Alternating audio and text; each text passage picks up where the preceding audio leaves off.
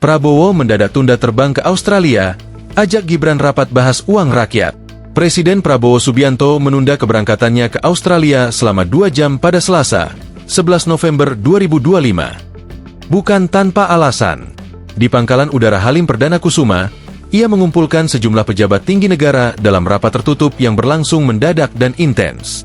Presiden tiba di Halim beberapa jam sebelum jadwal terbang ke Sydney. Alih-alih langsung bertolak, ia memilih memimpin rapat khusus yang hanya diikuti oleh lingkaran inti pemerintahan. Rapat berlangsung hampir 2 jam di ruang tunggu VVIP Lanut Halim. Sekretaris Kabinet, Seskap, Teddy Indrawijaya menyampaikan bahwa Presiden memimpin langsung rapat tersebut.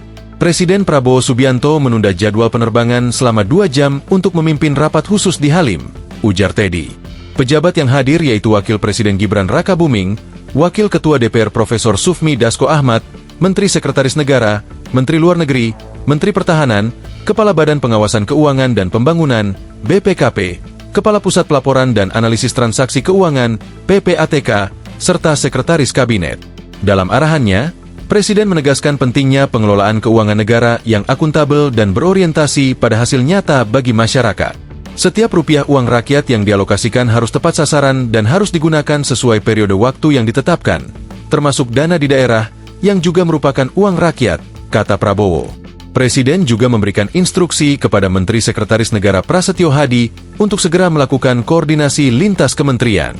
Tujuannya adalah memastikan penyerapan anggaran berjalan optimal menjelang akhir tahun, termasuk penggunaan dana transfer ke daerah, TKD, yang dikelola oleh para kepala daerah.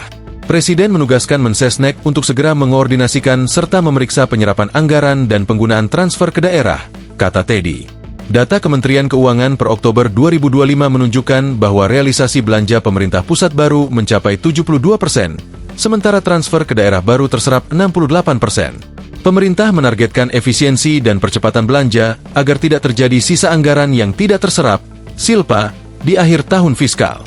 Rapat ini menjadi sorotan karena digelar di tengah jadwal padat Presiden dan menunjukkan urgensi pengawasan fiskal lintas sektor. Download Tribun X sekarang.